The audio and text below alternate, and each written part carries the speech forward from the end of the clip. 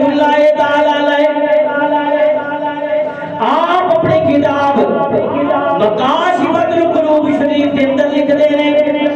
آپ فرماتے ہیں ایک بندہ عبادت کر رہا ہے، عبادت کر دیا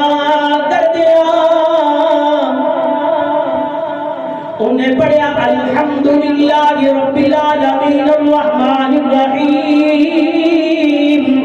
مالک یوم الدین ایاک نعبد، جدو بندہ عبادت کرنے والا ہے تے پہنچیا اونے دل دے اندر خیال آیا کہ اسی اللہ رب العالمین دی عبادت کر رہے ہیں، اونے دل دے اندر خیال آیا کیا میں واقعی رب کی عبادت کرنا وا، جدو میرے دل وچ خیال آیا کہ ہاتھ میرا بھی دے وچ آواز آئی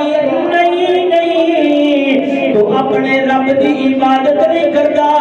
بلکہ جو دنیا داری واسطے دنیا داری دی عبادت کرنا ہے، عبادت کرنا ہے دنیا داری دی عبادت کرنا ہے۔ انہیں جناب محترم اپنے یار میری سنگی ساتھی رشتہ دار اولاد علی دو قربا اس بندے نے سارے جڑ دیتے اور جناب محترم نماز دے اندر کھڑا ہویا، پھر پڑھا الحمدللہ رب العالمین الرحمن